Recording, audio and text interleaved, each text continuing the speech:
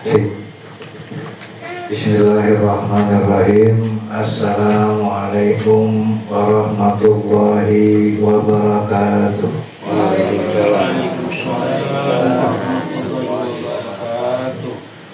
Alhamdulillahilladzi an'ama ni'matan liman wal Islam wa asyhadu an la ilaha illallah wahdahu la syarika lah wa asyhadu anna Muhammadan abduhu wa rasuluhu la nabiyya ba'da.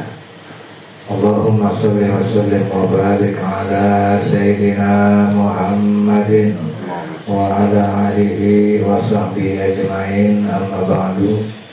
Allahumma rabbi shrah li sadri wa yassir li amri wahlul 'uqdatam min lisani yafqahu qawli. Allahumma arinal haqqa haqqan warzuqna ittiba'ahu wa arinal batila batilan warzuqna ijtinabah. Alhamdulillah, puji beserta syukur marilah sama-sama kita panjatkan kehadirat Allah Subhanahu wa Ta'ala yang telah memberikan kepada kita nikmat sehat, hidayah dan taufiknya, sehingga kita bisa kembali melanjutkan kajian tafsir Al-Quran. Dan insyaallah pada kesempatan kali ini kita melanjutkan surah An-Nisa. Surah An-Nisa ayat ke-26. Begitu juga salawat beserta salam tidak lupa marilah kita lipat curahkan kepada Nabi kita Muhammad sallallahu alaihi wasallam. Para bapak yang saya hormati dan mudah-mudahan Allah memuliakan, di ayat ke-26 ini Allah Subhanahu wa Ta'ala berfirman, A'udzu billahi minasy syaithanir rajim. Yuridullahu liyubayyina lakum wa yahdiyakum sunanal ladzina min qablikum wa yatuba 'alaikum wallahu 'alimun hakim. Yuridullah, menginginkan Allah, liyubayyina, untuk menerangkan lakum kepada kamu, wayahdi, dan menunjukkan, wayahdiyakum, dan menunjukkan kepada kamu sekalian, sunanal ladzina min qablikum, yaitu jalan-jalan orang-orang sebelum kamu, wayatuba alaikum, dan dia menerima taubatmu, wallahu alimun hakim, Allah maha mengetahui, maha bijaksana. Nah, jadi pada ayat ini Allah Subhanahu wa Ta'ala menjelaskan kepada kita bahwa Allah menginginkan memberikan penjelasan kepada kita, kan begitu. Maka di sini saya selalu mengatakan mada yubayyinu lana, apa yang sebenarnya Allah jelaskan kepada kita. Maka saya selalu melanjutkan innahu subhanahu yubayyinul qawani, yaitu sesungguhnya Allah Subhanahu wa Ta'ala menjelaskan kepada kita, yaitu tentang hukum-hukum al-hakimati yang mengatur lintizamil haya, untuk keteraturan hidup. Jadi Allah Subhanahu wa Ta'ala bermaksud yaitu menjelaskan tentang hukum-hukum yang mengatur supaya hidup kita ini teratur. Mukulna, dan sebagaimana yang sudah kita katakan, innahu la yumkinu an yujada tahrimun illa binnas. Sebagaimana kita sudah katakan sebelumnya, bahwa sesungguhnya nggak mungkin ada tahrimun, pengharaman, illa binnas, kecuali dengan adanya dalil, adanya nas. Begitu juga wala tujadu uqubatu, dan juga enggak mungkin ada hukuman illa bitahrimin, kecuali dengan adanya pengharaman. Maksudnya apa? Jadi maksudnya Allah Subhanahu wa Ta'ala itu enggak zalim. Karena apa, Pak? Karena Allah enggak mungkin ujug-ujug menghukum hambanya, mengazab hambanya, kecuali sebelumnya Allah sudah tetapkan aturan main. Tentang apa? Tentang apa yang Allah perintahkan dan tentang apa-apa yang Allah larang gitu. Jadi namanya Allah itu nggak zalim, jadi nggak main ujug-ujug menghukum kita, kecuali ya kan kita udah dikasih tahu terus kitanya nggak mau tahu, maka apa? itu pasti yang model begitu akan dihukum oleh Allah Subhanahu wa Ta'ala. Sebagaimana juga dalam hadis dikatakan, "Idza zahidal abdu fa'alahu wa ana ghafartu lah."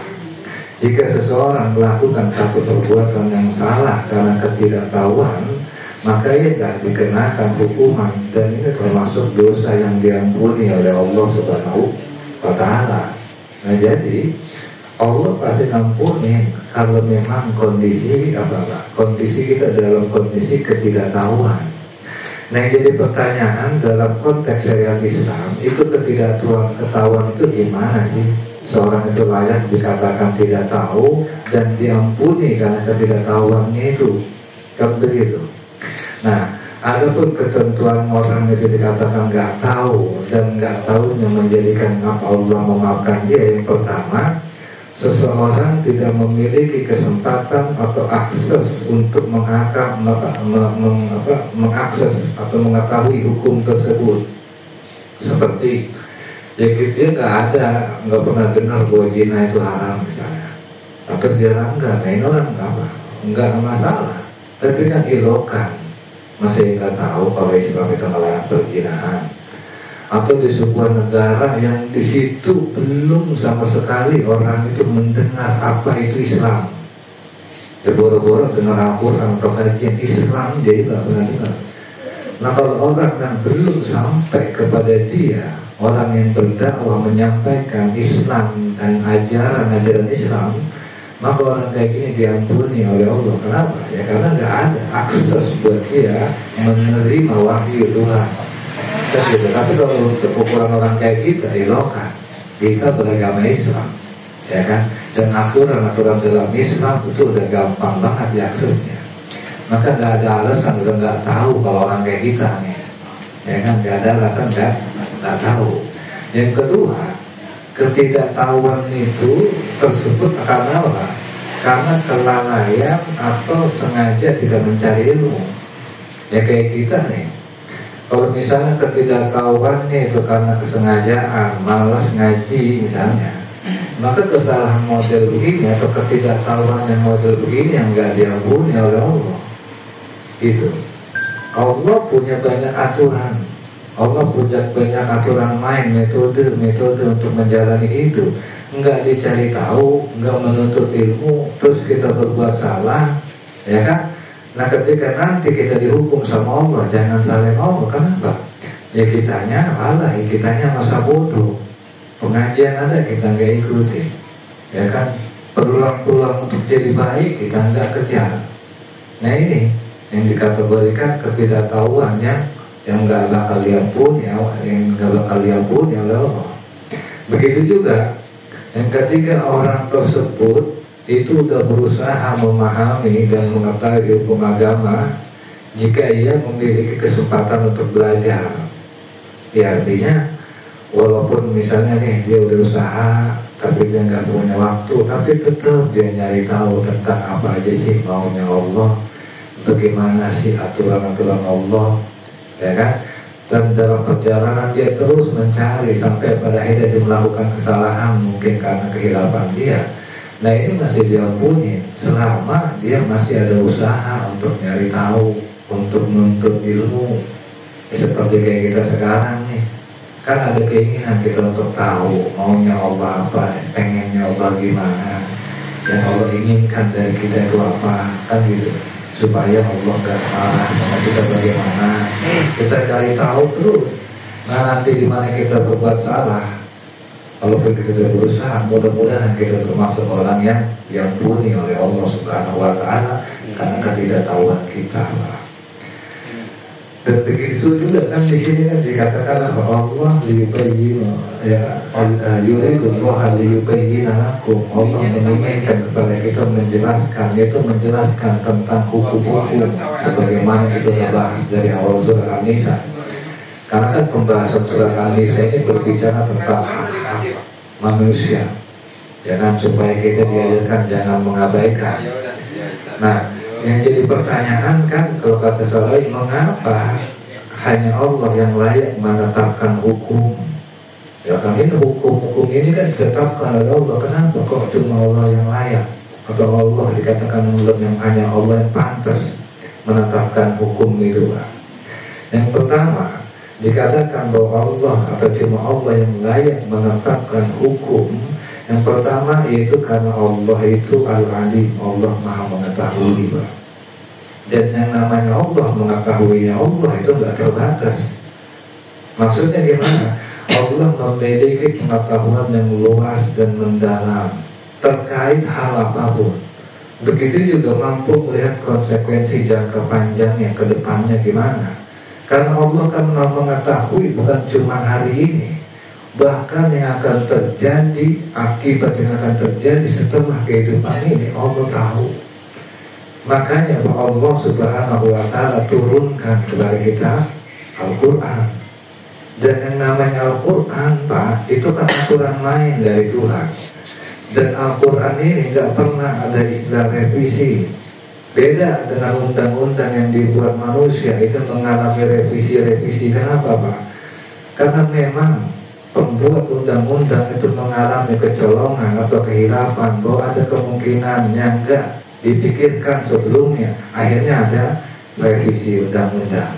Gitu. Nah sementara Allah, kenapa Al-Quran itu gak ada revisi? Karena Allah udah mampu melihat konsekuensi jangka panjangnya apa aja yang bakal terjadi. Makanya Allah bikin undang-undang yang udah gak perlu direvisi lagi, Pak.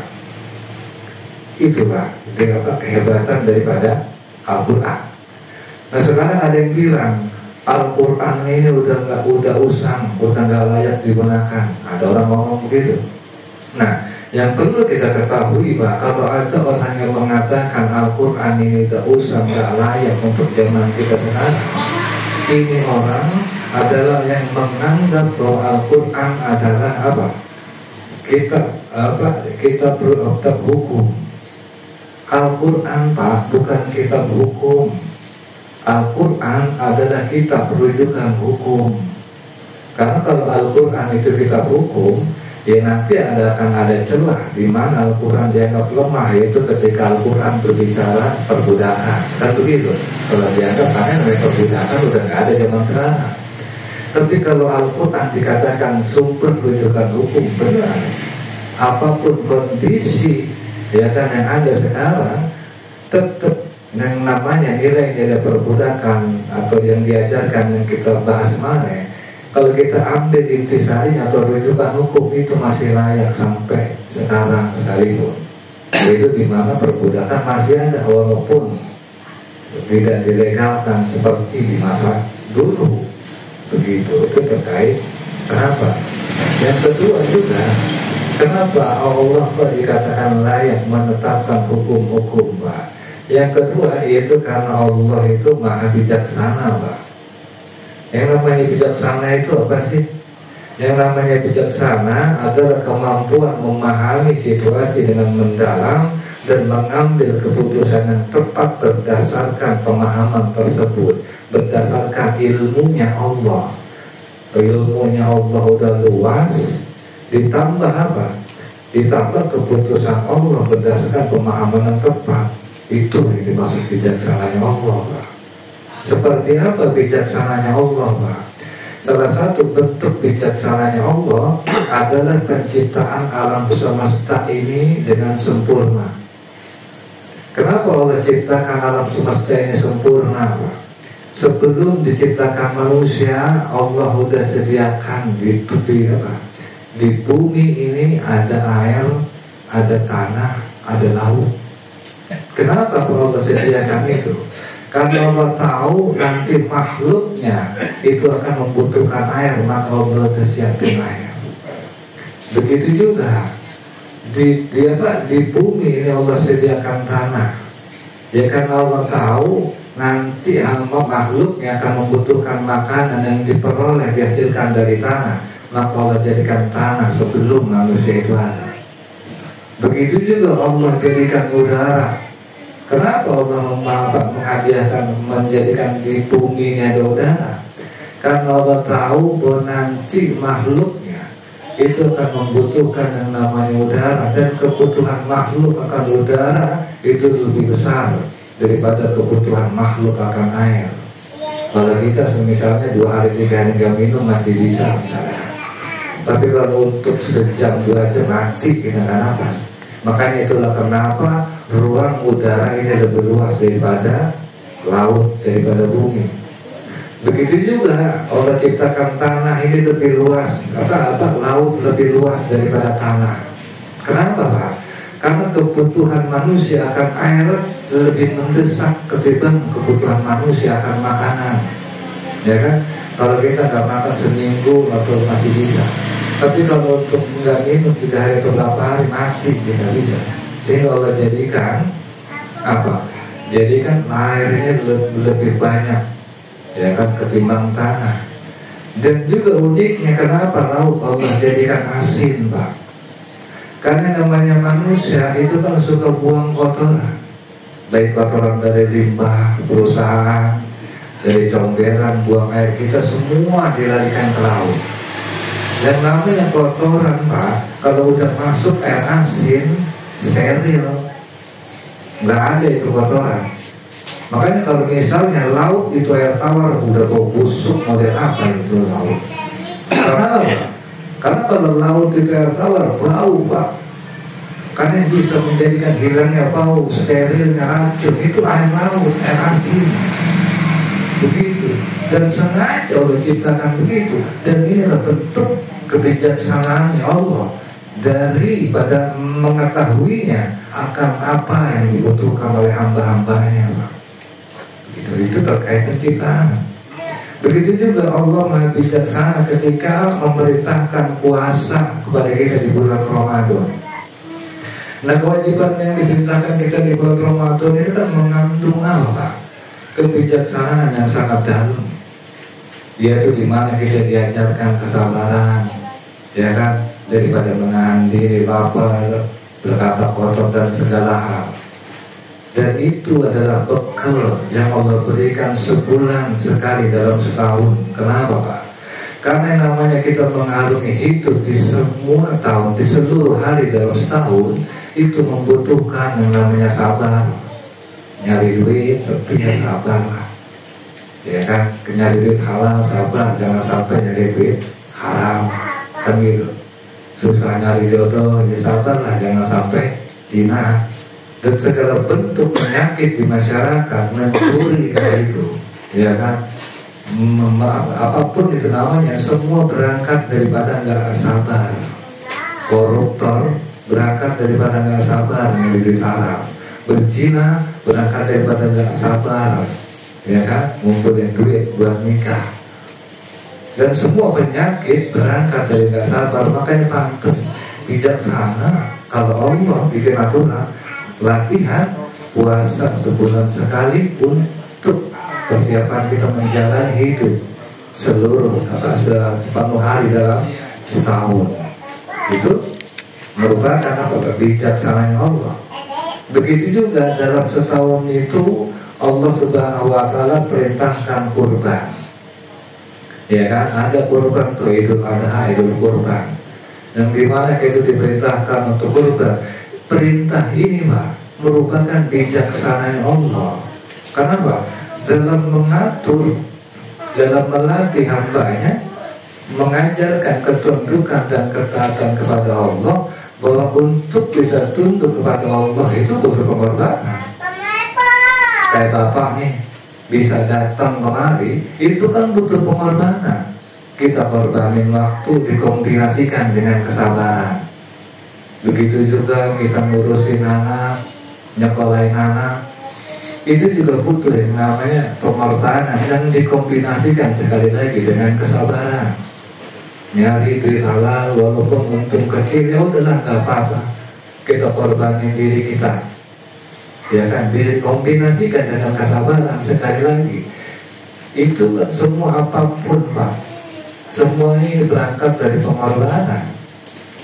Kayak Pak Ridwan juga menyediakan tempat, ini kan berangkat daripada pengorbanan, ya kan, karena kalau nggak ada pengorbanan ngapain, nggak ada untungnya juga. Tapi kalau berangkat daripada pengorbanan, ketundukan terhadap Allah, alhamdulillah kita bisa naik. Dan inilah merupakan bentuk kebijaksanaan Allah Pak di dalam Allah. di dalam memberikan aturan kepada kita. Dan begitu juga Pak, ketika Allah Subhanahu wa Ta'ala memberikan ujian kepada kita, itu kan apa Pak? Sesuai dengan kemampuan. Makanya di dalam ayat apa? La yukallifullahu nafsan illa wus'aha, kan gitu. Allah gak akan membebani kepada kita di luar kemampuan. Apa juga la yukallifullahu nafsan illa ma'ataha, dan juga Allah tidak akan membebani kepada kita di luar dari apa kadar yang Allah sudah berikan. Allah misalnya cuma ngasih kita duit nggak seberapa, ya kan, cuma cukup buat makan hari ini. Ya ketika misalnya cuma cukup buat makan hari ini Pak, Allah nggak akan membebani kita supaya bayar zakat, karena kan buat makan besok aja nggak ada. Nah yang namanya zakat itu kan diambil dari kelebihan harta. Allah nggak membebani Pak kita. Begitu juga jangan untuk zakat ada haji, apalagi nggak bakal diwajibkan. Kenapa? Ya karena haji kan bagian mampu, kalau enggak ya nggak apa-apa. Dan ini bentuk kebijaksanaan Allah. Begitu juga larangan riba, larangan judi, kewajiban zakat salah satunya. Nah kewajiban zakat ini kan Pak merupakan bentuk kebijaksanaannya Allah, bahwa Allah mau mengetahui untuk kebaikan hamba-hambanya. Apa sih Pak hikmah atau bijak mengantuk apa kebijaksanaan Allah dari zakat ini? Nah sebenarnya itu tergambar ketika Allah Subhanahu wa Ta'ala memberikan gambaran tentang hikmah pembagian harta rampasan secara adil.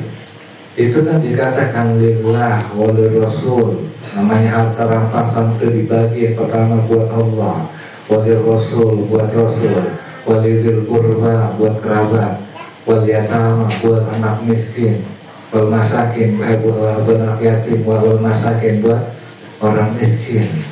Itu dibaginya apa? Tujuannya apa? Kaila takuna dulatan bainal aghniya'i minkum, agar harta itu jangan hanya berputar di antara orang kaya aja di antara kalian. Karena kan Pak terjadinya kesimpangan, ya kan, perekonomian kita. Karena perputaran ini cuma ada di orang kaya, sementara di orang susah sedikit. Akhirnya ketimpangan. Maka itulah perlunya zakat. Kalau orang nih kayak misalnya Abu Rizal Bakri ya misalnya, itu kalau misalnya zakat diambil berapa miliar bisa jadi. Cuma kita nggak tahu apakah dia bayar zakat atau enggak misalnya.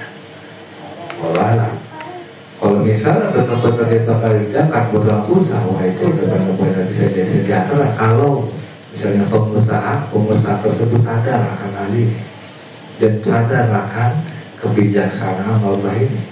Tapi kita nggak tahu pada prakteknya. Tetapi ditambah lagi judi, duit itu juga muternya bukan di Indonesia lagi Pak, di Singapura, di Thailand. Akhirnya kayak makin melarat, udah duit triliunan muternya itu bukan di Indonesia, di luar negeri. Akhirnya apa? Makin kemari makin melarat rakyat, begitu. Dan itu berangkat dari apa Pak? Berangkat daripada berlebihannya manusia, nggak mau ikutin aturan Tuhan, hancur itu. Dan begitu juga kenapa Allah layak dikatakan menetapkan hukum, karena Allah Subhanahu wa Ta'ala Maha Adil Pak. Itu dimana ketika Allah menetapkan aturan lainnya, hukumnya, keputusannya, itu nggak ada satupun hamba yang dizalimi sama Allah Subhanahu wa Ta'ala. Makanya Allah Subhanahu wa Ta'ala pernah berfirman, innallaha la yajlimu nasa syai'an walakinnan nasa anfusahum yajlimun. Sesungguhnya Allah tidak menzalimi manusia sedikit pun, walakinnan nasa anfusahum yajlimun, akan tetapi manusia lain menzalimi diri dia sendiri. Sekarang dari mana Pak Allah zalim? Allah udah bilang jangan berbuat dosa, jangan mengabaikan perintah. Tetapi kita berbuat dosa, kita mengabaikan perintah. Allah larang kita misalnya judi, kita main judi, atau kita melarat, terus kita nyusul, itu jangan saling Allah. nyungsepnya kita, ya karena zalimnya kita. Allah udah bilang, Allah udah nasihatin, masih bilang enggak. Allah katakan wa halal bai wa haramur riba, dihalalkan jual beli, diharamkan riba, tapi tetap aja kita main riba. Tapi mana-mana nyungsep, jangan bilang takdir Allah jahat, dulunya itu belum udah dibilangin yang namanya riba haram, tetap ya. Maka jangan sekali-kali bilang Allah dari walakin nas usahum yajrimun, akan tetapi manusianya yang jolim, bukan Allah ya. Kan gitu. Dan begitu juga kenapa hanya Allah yang pantas menetapkan hukum, Pak. Karena yang namanya manusia, Pak, itu cenderung dan selalu melampaui batas ketika dia menetapkan hukum mengikuti hawa nafsu. Nah, mereka sebenarnya melampaui batas sebagaimana Allah Subhanahu wa taala berfirman, bahwa dia melampaui batas daripada aturan main. Dan yang selanjutnya, wa yahdikum sunanal ladzina min qablikum, dan dia memberikan petunjuk kepada kalian kepada sunnah atau jalan hidup orang-orang sebelum kalian. Nah, jadi yang dimaksud sunnah di sini itu jalan hidup orang yang benar, yang telah diikuti oleh umat-umat sebelumnya, yang diridhoi oleh Allah Subhanahu wa taala. Seperti siapa, Pak? Seperti para nabi, para rasul, para aulia, orang-orang soleh. Nah, itu kan kisah umat terdahulu, Pak, mengajarkan bahwa apa, Pak? Bahwa ketakwaan kepada Allah itu kan membawa keberkahan, sedangkan penyimpangan itu membawa kepada kehancuran. Dan ini adalah pembelajaran universal, Pak. Maksudnya apa? Buat semua kita manusia, lintas zaman, lintas budaya, itu berlaku. Sebagaimana kita misalnya dengar cerita Nabi Yunus, apa sih Pak hikmah yang kita bisa ambil dari kisah Nabi Yunus yang dia ditelan ikan paus, ya kan? Sebenarnya mengajarkan kepada kita untuk selalu kembali kepada Allah dalam keadaan apapun. Kita akui kesalahan dan memohon ampun. Kenapa, Pak? Karena itu yang dilakukan Nabi Yunus. Walaupun dia dalam keadaan ditelan ikan paus, tapi karena dia salah, dia ngaku salah, enggak membangkang atau mengapa, enggak menyembuhkan diri, mana dia sama Allah. Tetap aja Nabi Yunus dia Pak minta ampun, kan gitu. La ilaha illa anta subhanaka inni kuntu minadh dhalimin, kan begitu. Dan begitu juga Nabi Nuh.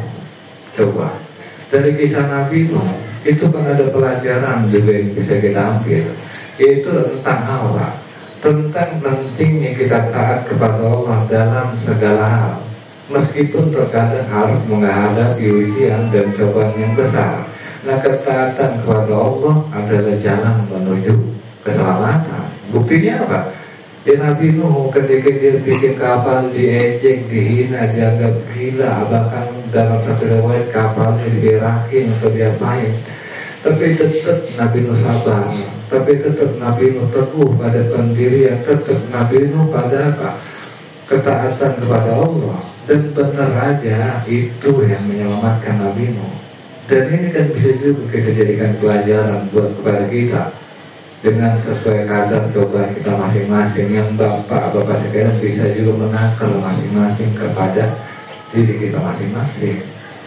Begitu juga dari Nabi Ayub, ya kan, yang dia dulunya kaya, terus jadi melarat, terus ditimpa penyakit, ya kan. Nah, ini kan mengajarkan kepada kita tentang apa? Tentang bersabar, tawakal kepada Allah ketika menghadapi ujian dan musibah. Kesabaran apa? Adalah kunci untuk meraih ketenangan hati dan pertolongan Allah. Makanya Nabi Ayub, Pak, ketika dia ditimpa penyakit, dia nggak minta itu untuk disembuhkan sama Allah. Dia cuma bilang apa? La ilaha illallah, Allahumma masaniyatur. Ya Allah, saya ditimpa kemadaratan. Kemadaratan itu kan dari Nabi Ayub apa? Susah dia, penyakit dia. Nabi Ayub cuma bilang, Allahumma masannya zur, ya Allah saya ditimpa kemadaratan. Wa anta arhamur rahimin, sedangkan kau maha pengasih, maha penyayang. Gak minta diangkat, dia tetap redo dan dia tetap yakin wa anta arhamur rahimin. Dan itu kita bisa ambil pelajaran dari Nabi Ayub seperti itu. Begitu juga di Al-Quran ada Nabi Ibrahim. Apa hikmah atau pelajaran yang kita bisa ambil dari Nabi Ibrahim? Yaitu mengajarkan kita untuk selalu berpegang kepada kebenaran meskipun kita dihadapkan godaan, ancaman dan kesulitan. Ya sekarang ujian Nabi Ibrahim besarnya gimana? Enggak besar. Bahkan sempat harus dihukum mati, yaitu dilempar ke kobaran api. Tapi tetap Nabi Ibrahim berpegang teguh terhadap Allah. Bahkan ketika datang tawaran pertolongan dari malaikat, ya kan, ketika dia hendak dilemparkan kafir, tetap yang dia katakan hasbunallah wa ni'mal wakil, kan gitu. Cukup Allah yang penolong. Artinya pertolongan malaikat diabaikan. Sehingga ketika dia yakin dengan itu, dibikin dingin, ditelapi oleh Allah. Begitu. Begitu juga Nabi Musa yang ada di dalam Al-Quran. Itu kan pelajaran yang bisa kita ambil juga lah, menunjukkan bahwa setelah kita berusaha, ya kita harus berserah diri kepada Allah dengan penuh keyakinan bahwa cuma Allah yang bisa memberikan jalan keluar. Ya mungkin kita bisa lihat ketika bagaimana posisi Nabi Musa ketika dikejar Fir'aun lalu terpojok dia di tepi Laut Merah, ya kan? Tapi walaupun kondisi terpojok, Nabi Musa tetap berserah diri. Maka ketika Nabi Musa benar-benar tawakal penuh kepada Allah, Allah tolong. Itu dengan apa? Dengan dibelah itu laut sehingga Nabi Musa bisa nyeberangi itu laut. Dan itu kan juga pelajaran buat kita tentang pentingnya berserah diri, tentang pentingnya kita merasa nol di hadapan Allah Subhanahu wa ta'ala. Dan begitu juga Pak, pelajaran yang kita bisa ambil dari Nabi Muhammad ini sangat banyak. Banyak. Bahwa Pak, di antara yang paling kita harus garis bawahi pelajaran daripada Nabi Muhammad Pak, bahwa beliau Nabi Muhammad itu kan berbuat baik kepada orang lain, menyebarkan kebaikan, mengajak orang untuk mengikuti jalan Allah. Kan gitu Nabi Muhammad. Buktinya apa? Ya ini Islam bisa sampai kepada kita sekarang kalau bukan atas kerja keras Nabi, kalau bukan atas kegigihan Nabi Muhammad, nggak mungkin Islam sampai kepada kita sekarang. Maka tugas kita Pak, melanjutkan daripada perjuangan Nabi Muhammad. Walaupun ilmu kita nggak seberapa Pak, kalau misalnya Bapak punya rekan, punya teman, ya kan, kalau misalnya Bapak bisa ajak ngaji, ajak Pak. Terlebih misalnya dia benar ikut ngaji, nah atau misalnya ketika kita ajak ngaji, kitanya mati misalnya. Nah selama teman Bapak yang diajak ngaji itu ngaji, Bapak tetap berbagian pahala daripada teman Bapak yang tadi diajak ngaji Pak. Itu makanya nggak ada ruginya, pasti ya kan Allah balas. Begitu juga tentang Nabi Adam, ya kan. Jadi dengan Nabi Adam kita kan belajar juga tentang yang penting introspeksi, tanggung jawab atas perbuatan, dan juga gak sombong dan mengakui kesalahan. Sekali kita lihat daripada Nabi Ibrahim, ketika dia salah diakui salah. Kan begitu juga tentang tanggung jawab, karena dia berbuat salah dia terima kalau harus diturunkan ke dunia, dan juga nggak sombong, ya tetap juga. Rabbana zalamna anfusana wa illam taghfir lana lanakunanna minadh dhalimin, kan begitu Pak. Ya. Nah itu di antara hal-hal yang kita bisa ambil pelajaran dari orang-orang terdahulu yang dimaksud di dalam ayat ini. Dan selanjutnya wa yatubu alaikum wallahu alimun hakim, kan gitu.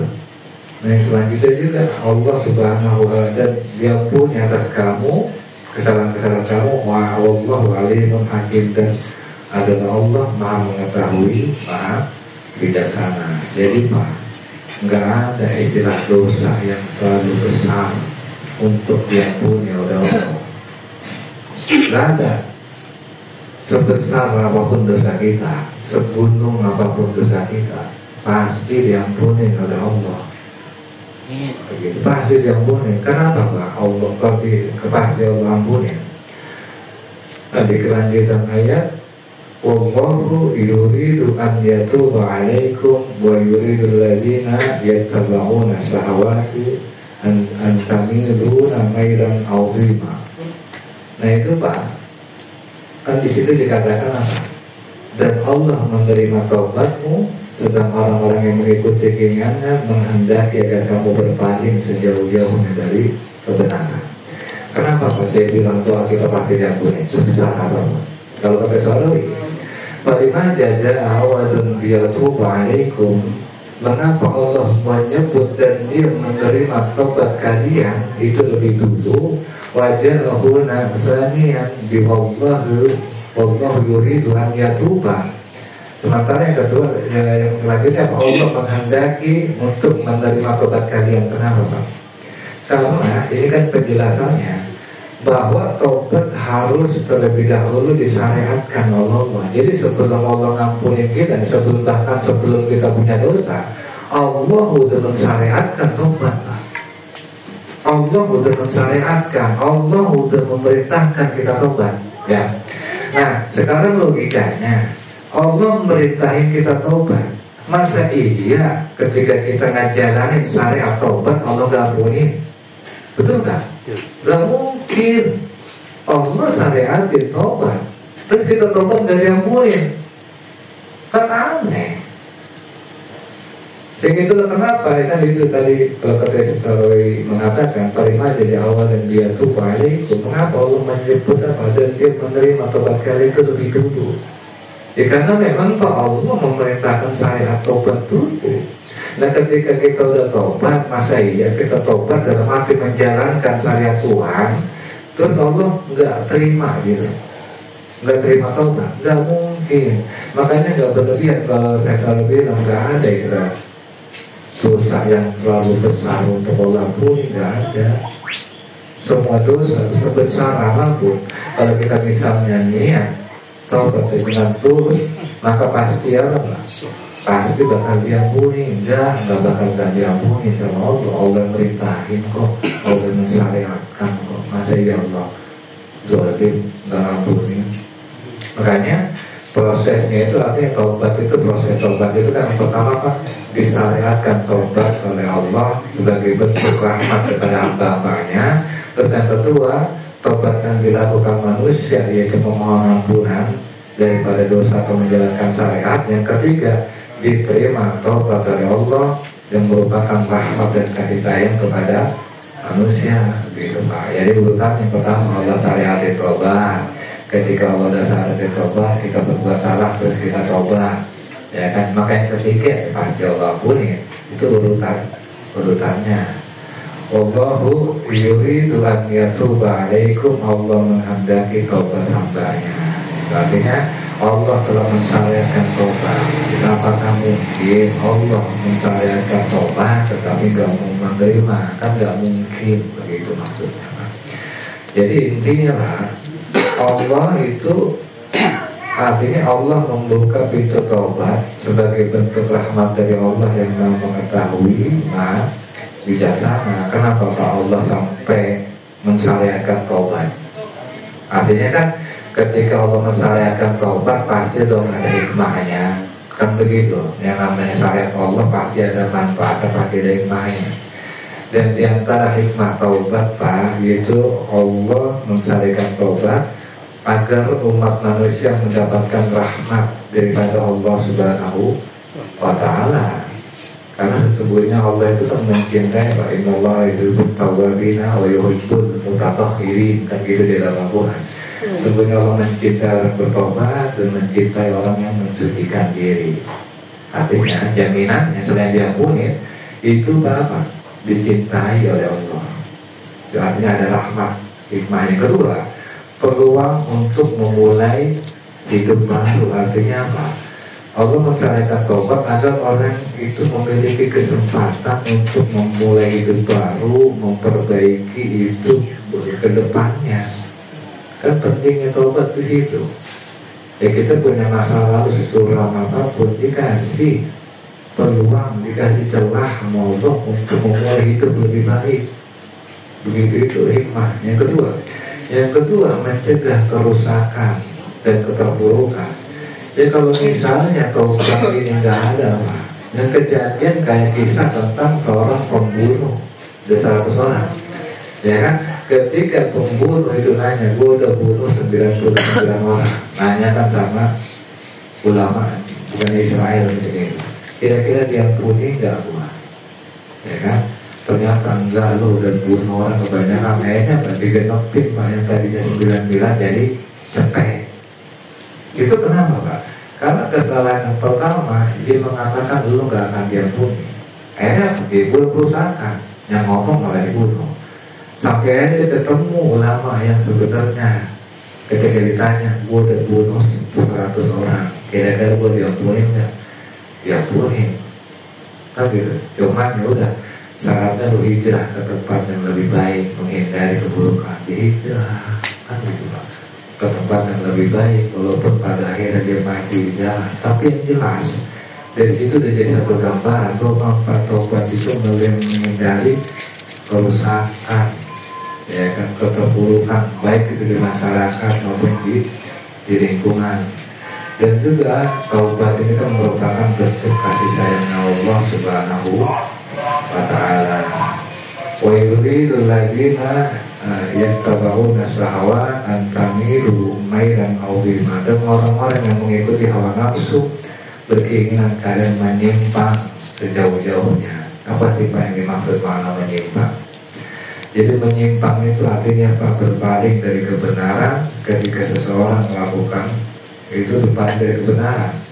Jadi ketika seseorang melakukan dosa, dia menyimpang dari jalan yang ditetapkan oleh Allah, kan gitu maksudnya. Makanya kan apa sih pelajaran yang kita bisa ambil dari potongan ayat ini? Yang pertama yaitu perhatikan hawa nafsu. Dalam arti ayat ini mengingatkan kepada kita agar hati-hati jangan terbawa atau keinginan pribadi yang tidak sesuai dengan aturan Allah, yang bisa mendorong orang melakukan hal-hal yang bertentangan atau merusak daripada agama. Begitu juga yang perlu kita awasin, hati-hati pengaruh buruk.